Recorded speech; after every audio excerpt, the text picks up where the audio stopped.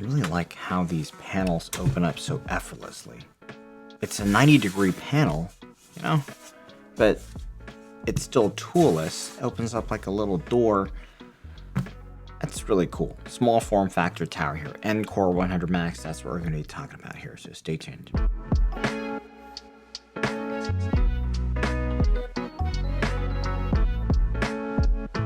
Welcome to Machines More. So 2 years ago, we got the Cooler Master NR200P Max, and that was an NR200P with a vertical GPU, a specific vertical GPU layout, and included 280mm AIO, 850-watt SFX power supply. And while it's a great case, it was based off of something we had already, the NR200. The Cooler Master is expanding on that Max family today with something that has a few similarities to, in terms of how things are included, but this is a brand new case here, and you haven't seen this before. So we saw this at Computex. I'm honored to test this and provide my feedback to you on this case, and also who this case might be ideal for. So I was provided this case for review from Cooler Master at no charge, but I'm not paid for my reviews. All my reviews are independent, so if you like content like this, please go ahead and hit that like button and make sure you are subscribed because it really helps the channel. The footprint of this case is actually quite small, and I'll turn it on the side real quick. It's almost too tall for my shot here. It is 212 millimeters this way by 155 or 212 by 172, depending on how you deploy the case. There's two modes that I'll cover shortly in a little bit more detail. So most of this case, though, it's oriented upwards, right? It's a small form factor tower, if you will.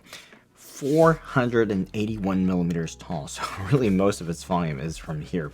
15.8 liters in the smaller mode and 17.5 liters in the extended mode. So to accomplish this type of layout, the power supply is positioned above the motherboard. The motherboard's right here. And your graphics card, it's going to be installed on the opposite side of the case. And it is connected with a riser cable to your motherboard. Usually we would call this a sandwich style case. So out of the box, you get the case with a pre-installed 120mm radiator up here, a pre-installed 850-watt Cooler Master SFX power supply, which is ATX 3.0 compatible. The cables are custom length and they're pre-installed, and they really look a bit more polished than your typical VSFX cables. They are textured, kind of a faux braiding look here. So they're a bit nicer than your typical ones. So these case panels on the outside of the center structure, they're gorgeous looking satin finished panels. Right? This one's kind of a gunmetal gray finish. The other one they showed at Computex, well, they showed two at Computex. One was a bronze color.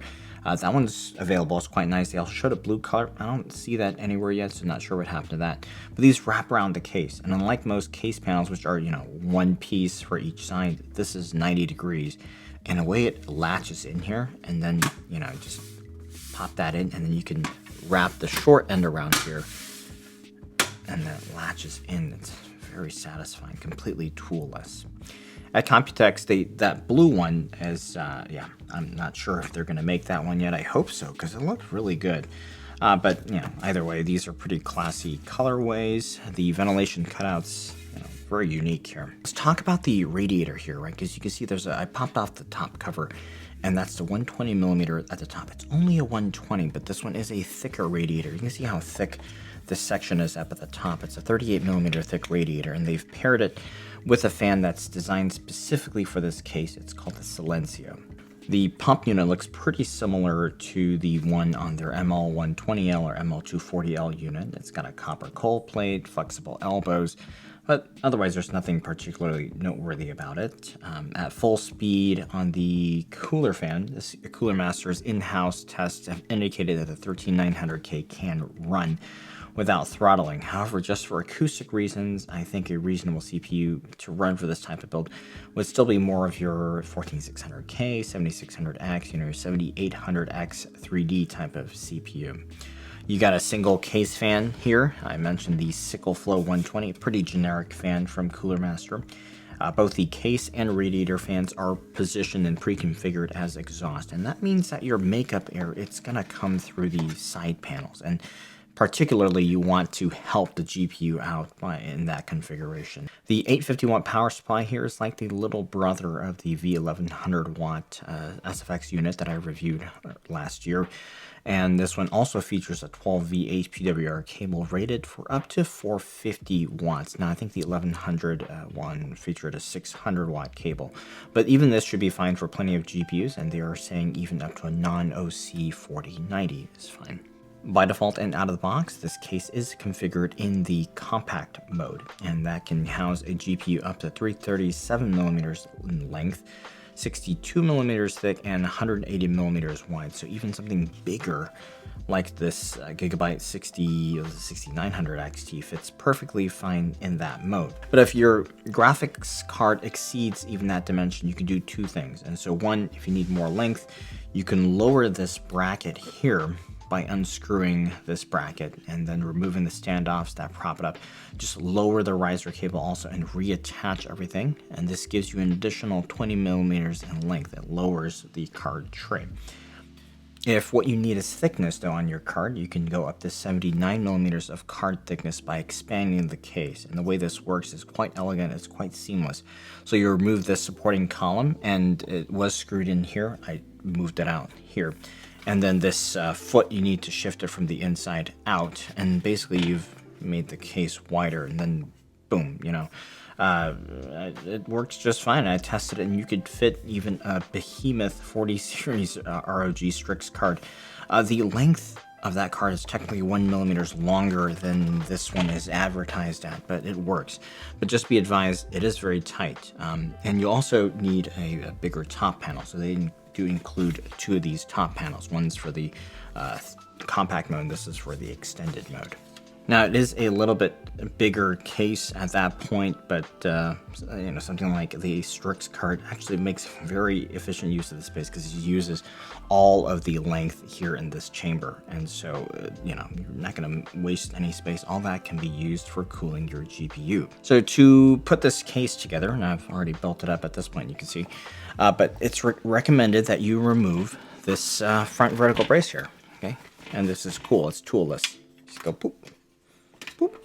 And all your cables hide under here, along with you can even secure the tubing under here. It's really neat. This is so cool. And then you just kind of, when you're done, just lock it back in place.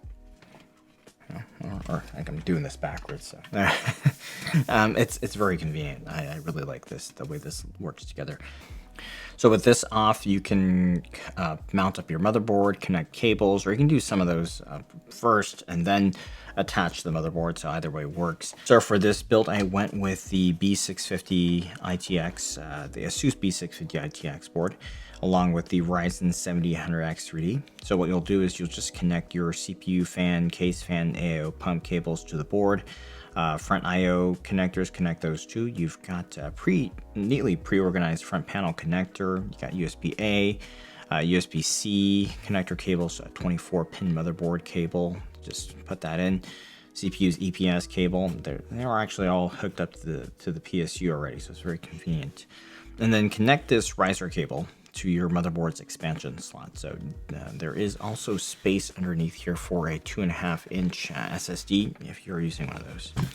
Then flip it over. All right. And if you aren't using a GPU that takes a 12V HPWR cable, you can remove that and install the appropriate PCIe power cables. This one is a 12V HPWR compatible 4070, so I just use that.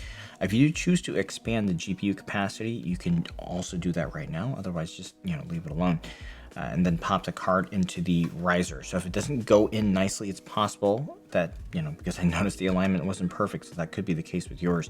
You can loosen up the riser cable mounting screws and insert the card and then screw it down. But yeah, so reinstall the brace and then close up your panels. Now, I really would be super cautious about how you place this case because it's a very tall unit, right? So if you put it on the edge or somewhere it can be bumped into, that could be very risky because this could easily fall over. So be careful where you put it.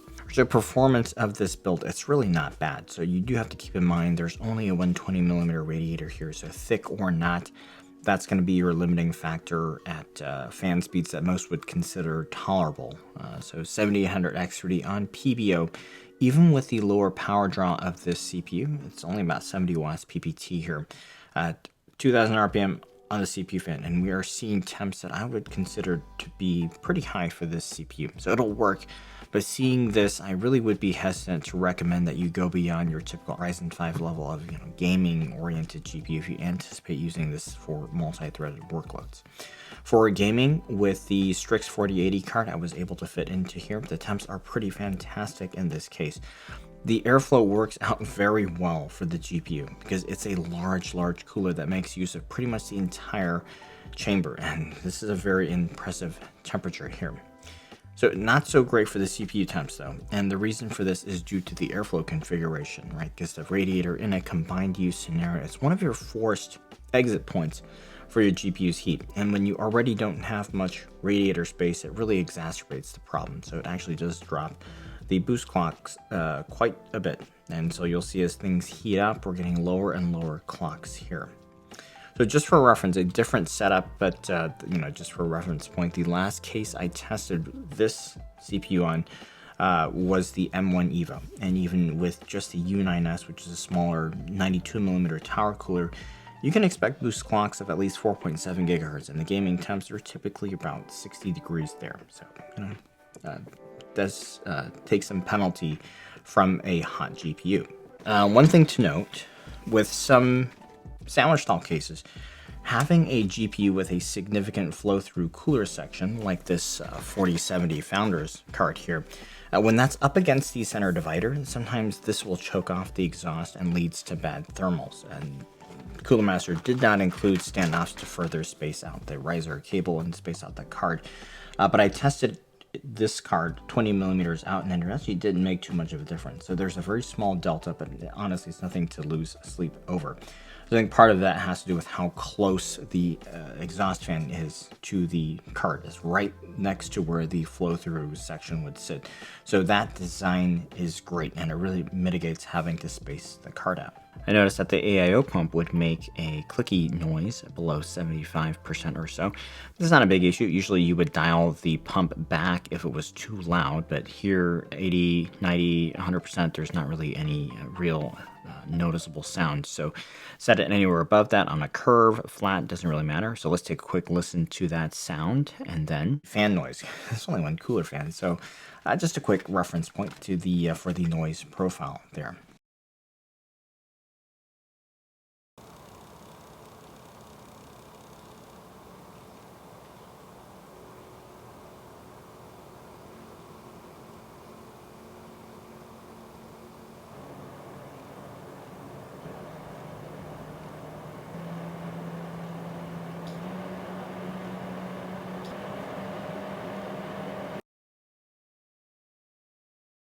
So pros of the case, this design is great. I love how the panels open, it's fascinating. It's really something special there. The layout of the case, it makes it easy to build in, and I would have no hesitation recommending this for a first-time builder. The case team at Cooler Master has done a fantastic job optimizing things for convenience. Right? Everything is laid out, and it's really easy to navigate this. There's no secrets here, and the manual it's pretty good. I say it's pretty complete in terms of telling a new builder how to build a PC. I like the expandability of this case, and I think the way that it gets bigger, it's seamless, and it looks very natural. You can't really tell that's one of two configurations. It just looks like it was meant to be that way. I think they did a really good job with the design there too. And that kind of segues into the overall look and feel of the case, which is very consistent because the cutouts on the panel, they're very elegant. This case, when it's all built, it's just so different compared to other designs on the market. There's no flashy RGB accents on the outside. Overall, it's just very classy. So some things to watch out for and some areas for potential improvement. So first off, I alluded to this earlier because as I was putting the card in, noticed that the riser cable wasn't aligned perfectly. So the card didn't want to slot in. Both this one and the Strix card that I tested, I had to loosen up the screws and then inserting it worked. But not everyone might know to do that, so maybe updating the documentation would be helpful. So one thing I noticed that the bracket here, it's sitting on a set of standoffs, right? And it's not screwed down, so it kind of floats on top. So there's some play there. Then this panel, it's floating on the standoffs. If you take off the standoffs to lower at 20 millimeters, it's still going to be, play. There's some play against the bottom of the case frame here. And so perhaps this is throwing the alignment off ever so slightly. I'm not sure if this is that, but I don't think it would hurt to use a set of screws here. Now there's not much material at the edge here, but I think that is one consideration. Next, as you saw, the CPU temps, they weren't fantastic, but I noticed something, and that's the top of the cover. Top cover is a mesh filter. So your side panels, they have dust filters built in already, which makes sense as their intake points, and you don't strictly need to filter the top. You've got a fairly restrictive, thick 38 millimeters radiator here, so this, every little bit counts. And I tested without this cover on, and there is a significant difference just from this cover. So yeah, this could be easily changed with a set of larger holes at the top, maybe even the same type of punch-out pattern as the side panels, and that could look good too. There is actually space for a thicker fan here, so I reckon a 30 millimeter fan could fit no problem. Quite a lot of manufacturers have been gravitating towards that thickness, and I know Cooler Master has a few that are pushing towards that point. So hey, why not just deploy a thicker fan in here, since this is your one cooler fan, right? The Cooler Master ATX 3.0 units are pretty good, and the native 12V HPWR connector is a great feature. That being said, you have a 90-degree connector at this cable, all right? And then so some cards, like your Founders Edition cards, this, when the card is placed in here, this connector makes sense because it comes right, it's a perfect angle for it, right down like that. But some AIB cards, like the Strix card that I put in here, it wasn't. It's an upside down connector. So then you're going to have to put this like this, and then it's going to have to do a 180, and that's really not ideal. And so that's actually going to put a lot of stress on the connector when you have to do a 180 like that. So if we're going to stick with this type of 90-degree connector, I think just the way the cable runs here would have been ideal to include another cable for the alternate orientation here.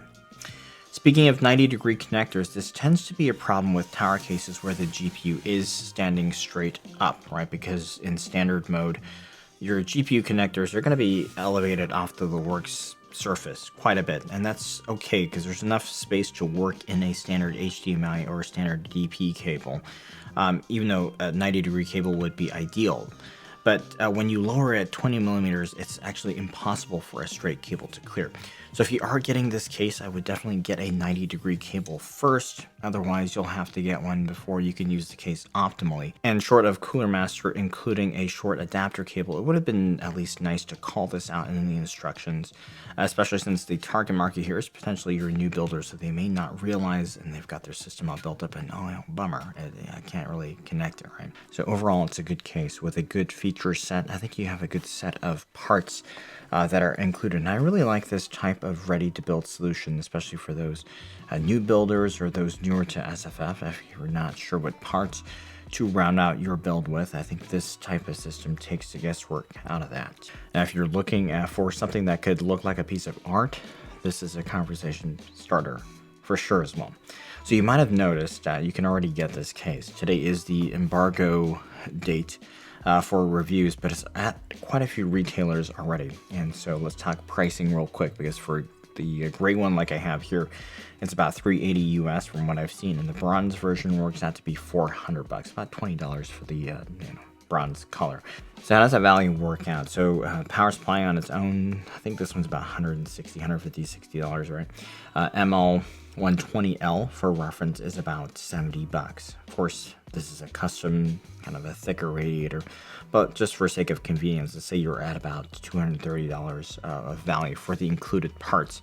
And that means the case with the case fan and the riser cable, it only works out to be $150 or $170 for the bronze one. So I think that's quite fair because, for example, the SUP meshless with its 4.0 riser cable is $160. And I love the meshy, but the looks and the finish quality for the NCore 100 is just so much better than that one. And of course, you are stuck with this power supply and the AIO, but all in all, I think pricing is very fair. So how would I build this up? So when you have such asymmetrical CPU and GPU cooling capabilities, this screams gaming build. So throw in a fast gaming CPU like a 14600K or a 7800X 3D for Team Red. Pair it with a fast card, and it doesn't have to be a huge card like this.